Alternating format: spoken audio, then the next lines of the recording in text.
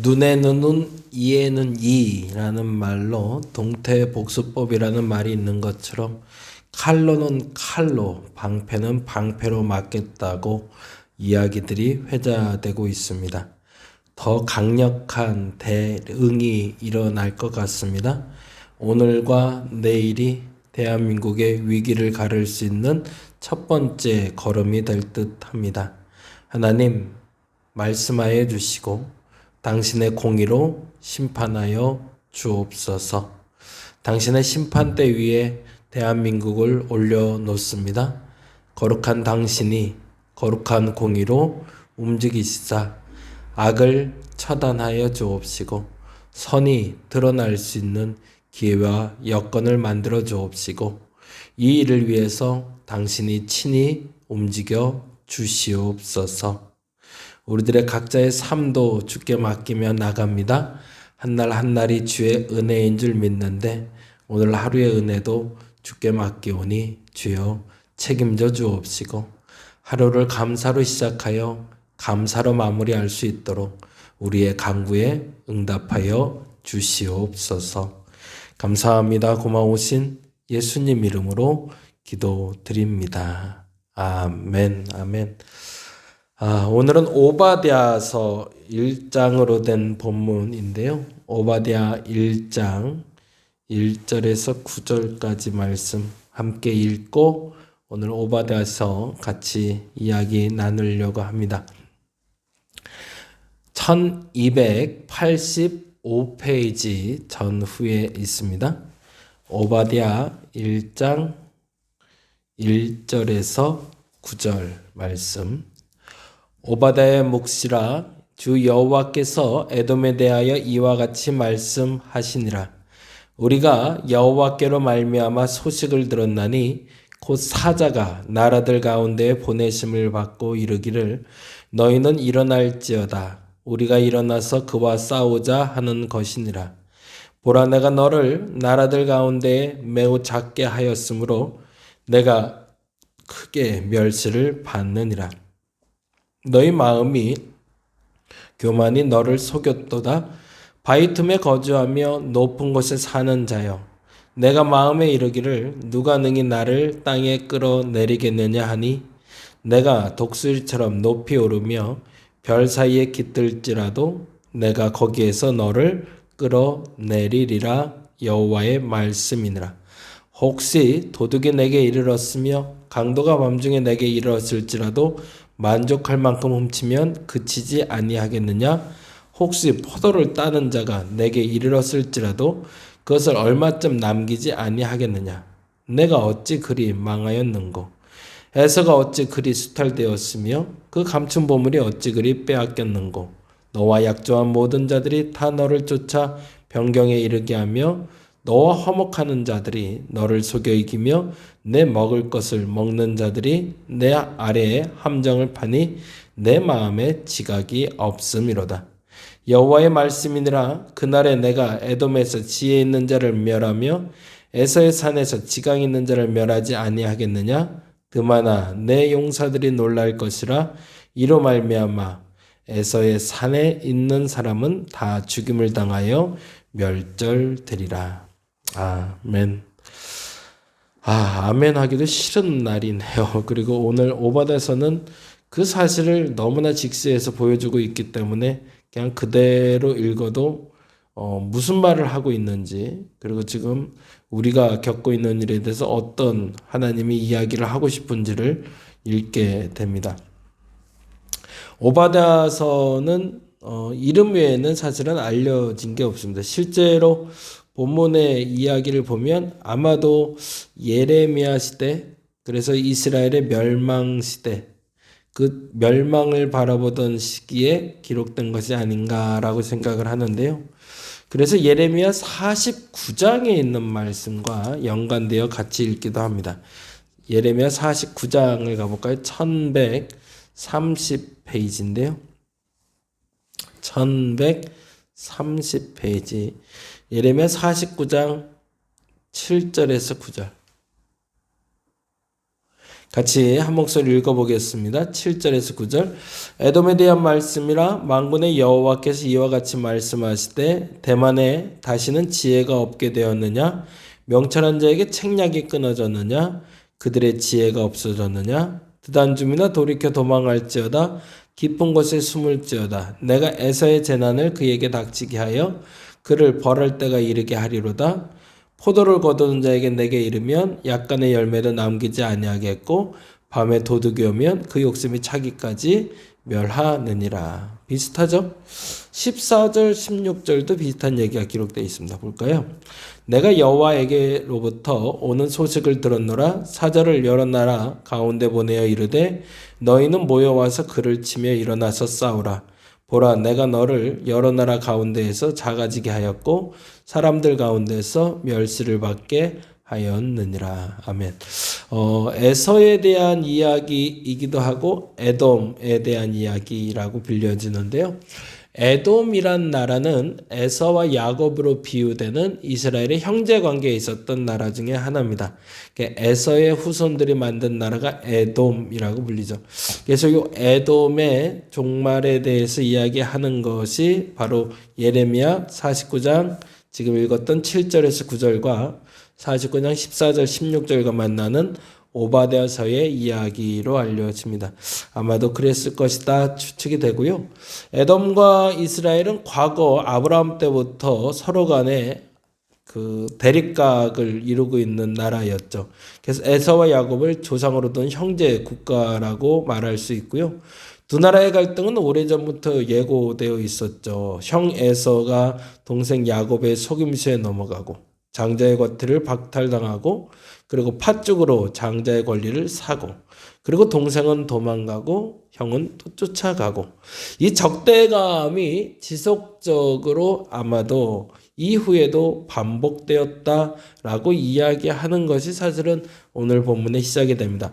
에돔은 남유다를 돕기는커녕 바벨론의 침공을 돕고 그래서 오바댜 선지자는 형제국가 에돔이 바벨론의 침공을 도우며 남유다의 멸망을 도운 것에 대해서 징계하실 것이다 라는 이야기를 하는 것이 오늘의 목적입니다. 그리고 결국에는 에돔에 임한 하나님의 심판. 어저께 속회 모임 한 군데 가서 같이 얘기해 드리다가 그런 말씀 드렸는데 하나님의 공의가 실천된다는 것이 하나님의 선악이 드러난다는 것인가요? 라는 질문을 해 주셨어요. 정답입니다. 하나님의 공의가 드러난다는 건 하나님의 선과 악의 분리가 일어난다는 것이고요. 그걸 다른 말로 말하면 심판이 임했다고 얘기하죠. 아무리 납득을 시켜도 우리가 그 선한 일을 하지 않는 한 아무리 납득시켜도 그 악에서 떠나지 아니하니 하나님 스스로 결정하셔서 그 선을 이루시는 날 그날이 하나님의 심판의 날이고 하나님의 공의의 날입니다. 말로 해도 듣지 않고 어저께도 말씀드린 것처럼 아모스서에도 3번이나 기회를 주셨죠. 메뚜기로 그리고 불로 환상을 보여주시듯 그들의 침공 사건을 통해서 너 이러다 죽어 이러다 끝나 라고 한 번 이러다 큰일 난다니까 2번 그래도 말을 듣지 않자 결국엔 심판 다림줄 그래서 공의로 하나님이 심판하셔서 거기에는 아무 말 하지 못하고 결국에는 그 심판을 받아들이게 만드는 결과를 가져오는 게 하나님의 심판이요 공의라고 얘기 드렸습니다. 에돔을 심판하는 것은 이스라엘 회복의 연결점에서 자기 백성은 구원을 받는다라는 전제도 됩니다. 그러면 이쯤에서 공의로 심판이 임할 때 심판대 위에서 악인이 되는 자와 의인이 되는 자는 누굴까는 우리가 분명히 기준을 잡을 수 있겠죠. 그리고 여기서 주권을 인정해야 되는 건 하나님의 주권입니다. 지금 이 나라에서 일어나는 일도 비슷하죠. 그래서 이제 그 일에 대해서 우리가 누가 악인인가, 누가 석인인가, 누가 이기는가를 지금 자꾸 보고 있는데 곰곰이 생각해 봐야 됩니다. 이긴 듯 하나 이기지 못하는 게 악이어야 되는 것이고요. 그리고 지는 듯 하나 반드시 이기는 것이 의로움, 하나님의 구원이어야 됩니다. 우리는 그래서 공의를 놓고 계속 기도하고 있는 거죠.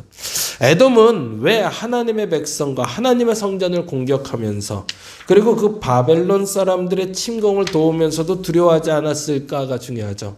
사방이 세일산으로 동쪽으로는 아라비아 사막이 그들의 방패가 되어 주었기 때문입니다.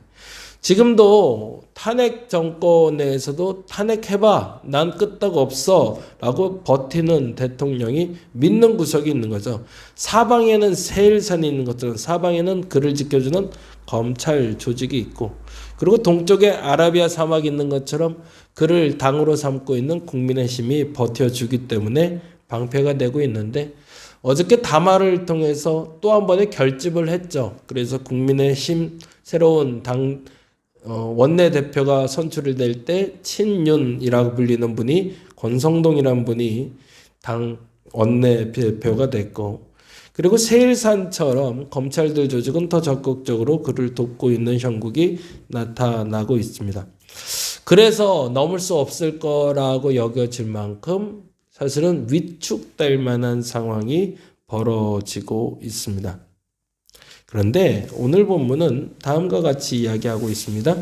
1장 1절부터 3절을 잠깐 읽어볼까요? 1절입니다. 오바다의 묵시라, 예언이라는 얘기입니다. 주 여호와께서 에돔에 대하여 이와 같이 말씀하시니라. 우리가 여호와께로 말미암아 소식을 들었나니 곧 사자가 나라들 가운데 보내심을 받고 하나님의 심판이 만드는 거죠. 이르기를 너희는 일어날지어다. 우리가 일어나서 그와 싸우자 하는 것이니라. 하나님이 직접 심판하시겠답니다. 보라, 내가 너를 너희 가운데 매우 작게 하였으므로 내가 크게 멸시받느니라. 이제는 스스로 크다 여기는 너를 내가 작게 여긴다. 왜냐? 그의 교만을 낮추시겠다는 얘기죠. 왜요? 3절 보니까 이렇게 되어 있거든요. 너의 마음의 교만이 너를 속였도다. 바위 틈에 거주하며 높은 곳에 사는 자여, 내 마음에 이르기를 누가 능히 나를 땅에 끌어내리겠느냐. 거기다 줄 쳐죠. 누가 나를 능히 땅에 끌어내리겠느냐. 지금 대통령이 하는 얘기와 똑같네요. 누가 감히 나를 탄핵할 것이야? 나 탄핵 절대 안 당해 라고 얘기하고 있네요. 이건 당론을 떠나고 민주주의 다른 거 다 떠나서 잘못한 사람이 벌을 받아야죠. 근데 당연히 이렇게 얘기하고 있는 겁니다. 누가 능히 나를 땅에 끌어내리겠냐고. 그러면서 심지어 이렇게까지 얘기합니다. 4절에 보니 내가 독수리처럼 높이 오르며 별 사이에 깃들지라도 내가 거기서에서 너를 끌어내리리라. 여호와의 말씀이니라. 하나님이 심판하시겠다는 거죠. 내일 또 탄핵 결정이 나겠죠. 혼돈이 그만 됐으면 좋겠어요. 이제는 이건 아니다라고 싶은 게 분명하면 그게 결론이 났으면 좋겠는데 그게 지금 잘 나지 않고 있잖아요. 그런데 오늘 본문에는 그렇게 얘기합니다. 누가 능히 나를 땅에 끌어내리겠느냐라고 얘기했더니 하나님이 내가 거기에서 너를 끌어내리리라 라고 얘기하십니다. 그러고 나서 그가 이렇게 얘기하는 겁니다. 혹시 도둑이 내게 이르렀으며 강도가 밤중에 내게 이르렀을지라도 만족할 만큼 훔치면 그치지 아니하겠느냐? 혹시 포도를 따는 자가 내게 이르렀을지라도 그것을 얼마쯤 남기지 아니하겠느냐? 도둑이 들어도 적당히 남기게 되는데, 그런데 어떻게 된다고? 완전히 멸절될 거라는 거예요. 9절에 보니 그렇게 되어 있네요. 드마나 내 용사들이 놀랄 것이라. 이로 말미암아 에사의 산에 있는 사람은 다 죽임을 당하여 멸절되리라. 심판이란 그런 거죠. 적당히라는 것이 심판이 될 수 없습니다. 완벽하게 완전하게 이루는 것이 심판이겠죠. 그리고 나서 10절에 보니 이렇게 되어 있습니다. 내가 내 형제 야곱에게 행한 포악으로 말미암아 부끄러움을 당하고 영원히 멸절되리라. 야곱이 특별히 착하고 야곱만 편애해서가 아니라 이 본문의 요지는 네가 잘못했기 때문에 대가를 치르는 거야 라고 얘기하는 거죠. 그리고 그 날을 12절부터 계속 반복해서 나오는 단어가 있습니다. 한번 찾아보죠. 12, 13, 14절에 반복해서 나오는 단어가 뭔지 보세요. 내가 형제의 날 곧 재앙의 날에 방관할 것이 아니며 유다 자손이 패망하는 날에 기뻐할 것이 아니며 그 고난의 날에 내가 입을 크게 벌릴 것이 아니며 내 백성이 환난 당하는 날에 내가 그 성문에 들어가지 않을 것이며 환난을 당하는 날에 내가 그 고난을 방관하지 않을 것이며 환난을 당하는 날에 내가 그 재물에 손을 대지 않을 것이며 내 거리에 서서 그 도망하는 남은 자를 막지 않을 것이며 고난의 날에 그 남은 자의 원수에게 넘기지 아니할 것이라. 타인의 고난과 고통을 보면서 그것에 긍정하며 그것이 맞다라고 여기는 너희여 동일한 고난을 받을 것이다 라는 얘기고요. 결코 그 재앙의 날, 고난의 날이 벗어나지 않을 것이라고 이야기하고 있는 거죠. 에서의 후손인 에돔은 야곱의 후손인 이스라엘을 매우 미워했습니다. 심지어 다른 이방인들과 함께 예루살렘을 심지어 약탈했던 겁니다. 그 모든 행위를 지켜보신 하나님이 이제 심판하겠다고 하십니다. 혹시 불의한 자들에게 무고한 고난을 당하고 있나? 우리는 질문해 봐야 됩니다. 그러면 누가 불의한 자고 누가 무고한 자일까? 누가 무고한 고난을 받고 있는 걸까? 그 무고한 고난을 받는 자들을 하나님이 지키시고 불의한 자들을 심판하시겠다는 게 오늘의 약속입니다. 오바다서의 약속이 저와 여러분에게 오늘 이 시간에 임하고 이 나라에 임하기를 간절히 바랍니다. 하나님 반드시 얘기하십니다. 누가 감히 나를 땅에 끌어내리겠느냐라고 말하는 이에게 내가 거기에서 너를 끌어내리리라 라고 이야기하십니다. 그 일이 일어날 줄로 믿습니다. 정의는 그렇게 바로 세워져야 됩니다. 다행인 것은 한 당의 의지이기 이전에 이것이 국민의 뜻이라고 여겨진다면, 그리고 그 민심을 하나님이 읽어주신다면 그 일을 이루어 주시리라고 저는 믿습니다. 그 일을 위해서 우리가 좀 기도해야 됩니다. 방식은 어떻게 되는지는 정확히 법대로 가야겠죠. 공의로 가야겠죠. 죄송합니다. 계속해서 정치 얘기와 관련된 성경 이야기를 풀어지는 것 같아서 죄송한 마음이 들어요. 그런데 이 시국에 이 본문이 이렇게 읽히지 않으면 그게 이상한 거 아닌가요? 오바다서를 여러분이 다시 한번 읽으시며 이 본문이 우리에게 주시는 메시지를 여러분이 그대로 수용할 수 있기를 바랍니다. 형제처럼 잘 다독거리며 살라고 만들어준 야당과 여당이 그토록 다투는데 하나님이 누구 편을 들겠습니까? 야당 편도 아니고 여당 편도 아니죠. 그러면 누구 편이 될까요? 하나님은 그 누구의 편도 아니라고 얘기하십니다.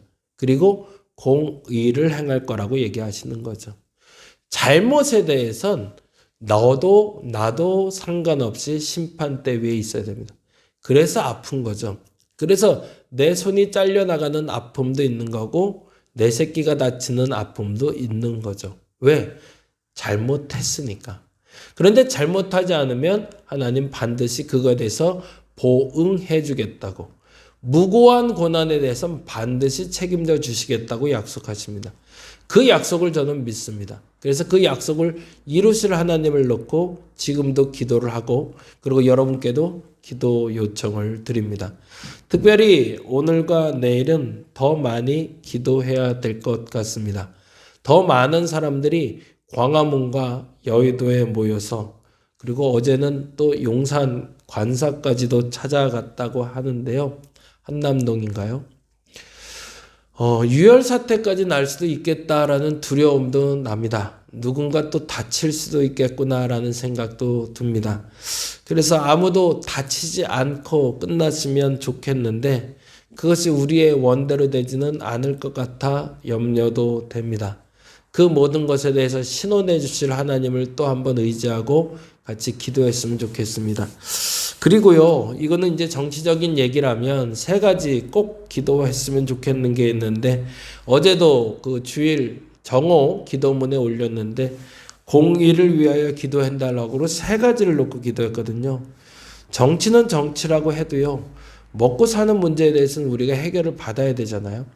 경제인들이 경제인의 자리를 떠나지 않고 경제인들이 버틸 수 있는 힘을 달라고 여러분 기도해 주시기 바랍니다.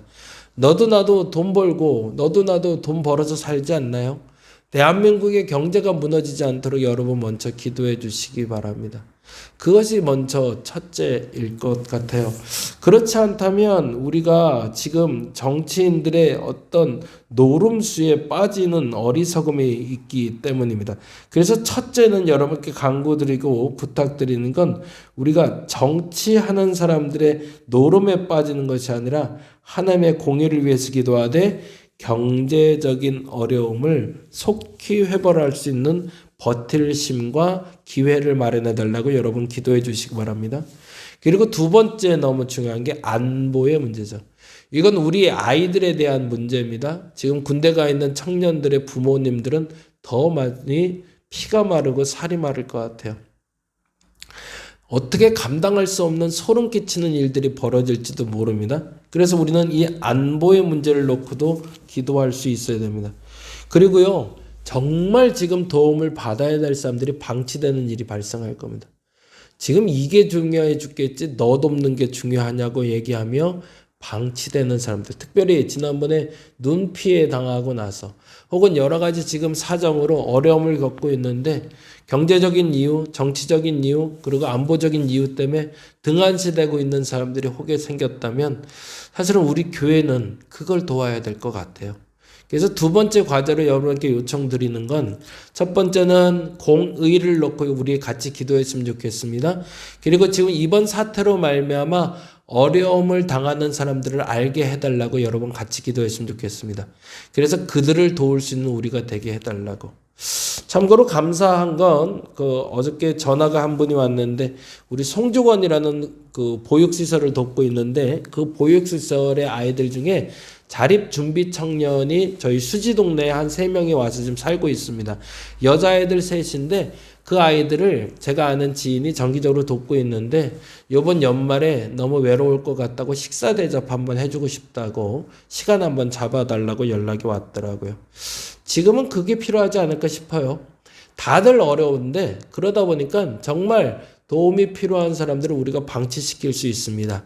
그들에게 교회가 지금은 찾아가 위로의 힘이 될 수 있기를 같이 기도했으면 좋겠습니다. 오늘은 두 가지 숙제로 한 가지를 더 늘립니다. 첫째, 하나님 공의로 이 세상을 심판하여 주옵소서. 두 번째, 이 일로 말미암아 소외되는 절대적 가난에 있는 자들을 우리가 돌보게 하옵소서. 이 일을 할 수 있는 저와 여러분 되시기를 간절히 바랍니다. 기도하겠습니다. 하나님, 당신의 심판대 위에 대한민국이 서 있습니다. 날카롭게 하나님 이왕이면 심판하여 주옵소서. 날카롭게 잘라 주시옵소서. 정말로 이제는 더 이상 뿌리 내리지 못하도록 악을 뽑아 주옵소서. 악의 뿌리까지 뽑아 주시옵소서. 그리고 하나님, 이러한 상황으로 소외되어 있는 절대적 가난에 있는 이들에게 힘이 될 수 있는 우리가 되게 하여 주옵소서. 그들을 찾아보게 하시고 그들을 돕는 우리가 되게 하여 주시옵소서. 감사합니다. 고마우신 예수님 이름으로 기도드립니다. 다 같이 기도하고 돌아가겠습니다.